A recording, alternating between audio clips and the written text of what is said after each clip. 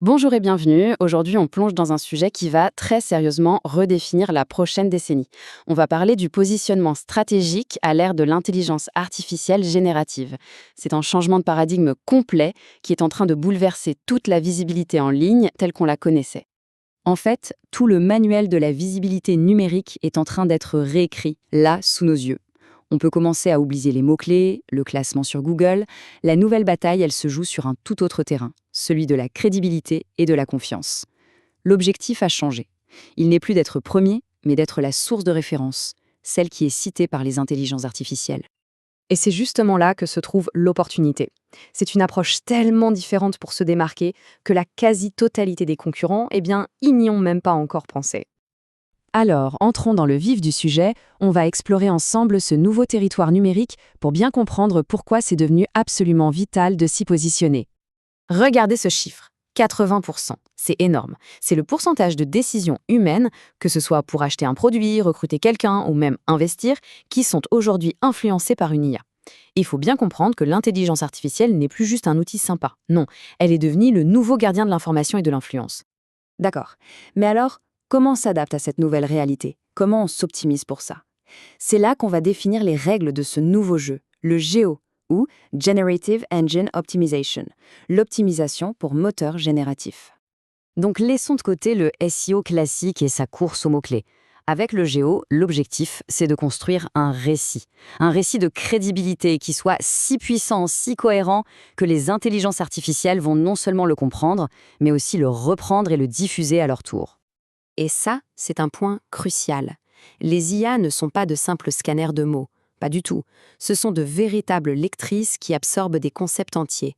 Elles recherchent et récompensent des signaux bien précis, l'autorité, la fiabilité, la cohérence et l'unicité. Autrement dit, elles veulent des preuves claires et solides d'une véritable expertise. Bon, on a compris la théorie.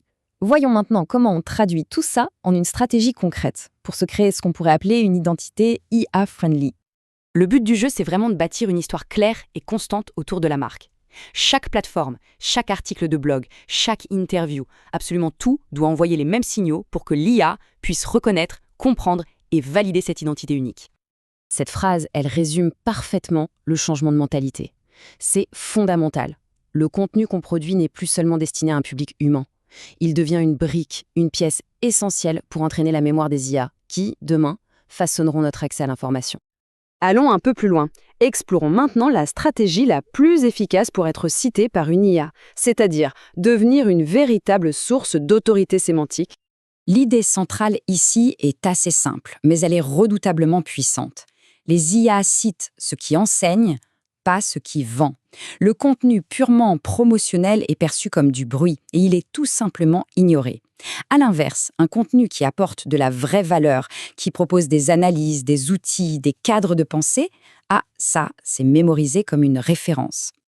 Construire cette autorité, en fait, c'est créer tout un écosystème de confiance. Chaque élément compte. Du site web bien structuré, au profil LinkedIn qui agit un peu comme une carte d'identité pour l'IA, tout doit renforcer la crédibilité de la marque aux yeux des algorithmes. C'est bien beau tout ça, mais on est d'accord, il faut pouvoir mesurer. Comment savoir si cette stratégie a un impact réel? Comment vérifier que les efforts portent leurs fruits? Eh bien, il existe des outils très concrets pour ça, qui sont comme un miroir de la perception de l'IA. Est-ce que la marque est citée comme source sur perplexity.ai? Que répond ChatGPT quand on lui demande qui elle est? Les réponses à ces questions sont des indicateurs directs et très clairs de l'efficacité de la stratégie Géo. Et lorsque cette stratégie est bien appliquée, le résultat final, il va bien au-delà du simple trafic web qu'on connaissait jusqu'ici. Le but ultime, c'est de devenir l'autorité par défaut dans son domaine, d'être cité spontanément. C'est ça, la nouvelle monnaie de l'ère générative. Un statut qui ne peut ni être acheté, ni être facilement imité. C'est la reconnaissance suprême. Tout cela nous amène à une question fondamentale. La question que chaque marque, chaque professionnel devrait se poser dès aujourd'hui. Quand une IA sera interrogée sur un domaine, qui nommera-t-elle comme l'autorité? La réponse à cette question ne va pas seulement désigner les leaders de demain, elle va littéralement façonner l'avenir de l'information.